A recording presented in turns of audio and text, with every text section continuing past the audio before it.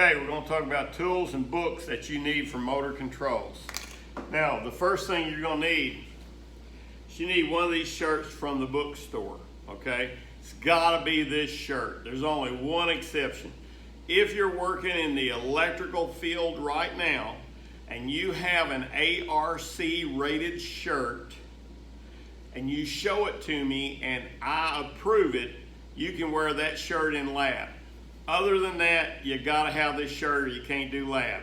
You get them in the bookstore and you gotta go over there to see Sonia and order them, okay? So, get that shirt coming. You need a 9-in-1 screwdriver. This here's a Greenlee. I like Greenlee, Salwar, Klein, different ones make them. So, it's got nut drivers in it. Most of you guys were in construction, you know what I'm talking about. You need a really small screwdriver, a little pocket screwdriver with a small flat blade because we've got some really small terminal strips that you have to wire. You need a pair of wire strippers. You need a pair of wire cutters. Then you need a pair of leather gloves minimum, okay? Now, these leather gloves, first off, they gotta be leather. Don't drag in some mechanics gloves that's got polyester or a rayon on it because you can't use it for electrical work. They'll burn into your hand if you have an electrical event, and then you have to have debriding done. We'll talk more about that in safety.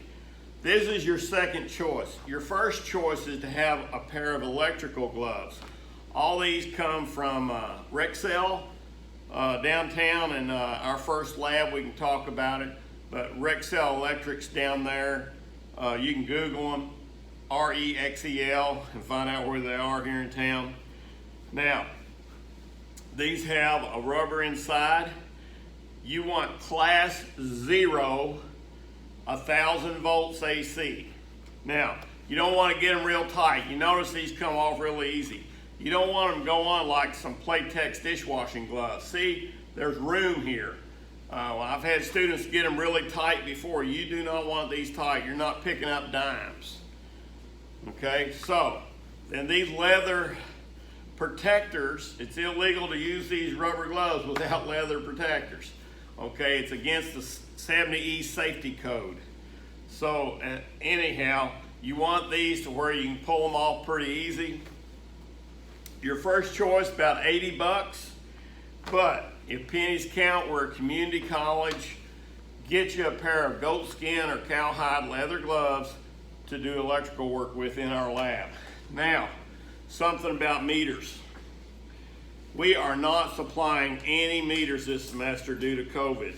We're not sharing anything, okay? You gotta have your own stuff. Now, you gotta have a pair of safety glasses. That goes without saying, okay? Gotta have safety glasses. You gotta have a mask this semester. This is a fluke meter, a couple $100.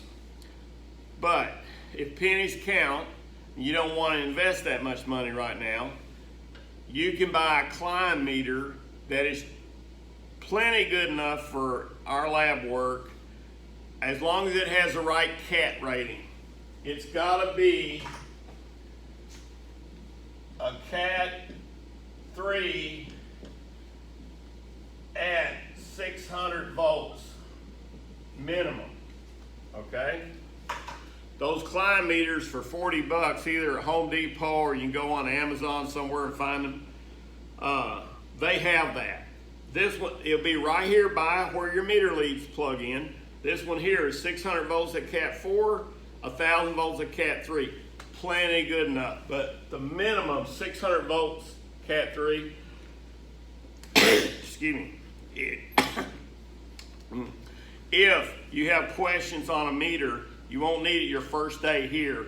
So ask me, email me, and we'll work it out, and I'll make sure you get a meter that is good enough for what we need. Okay, so those, excuse me, those are the tools you need for motor controls. Don't forget that shirt.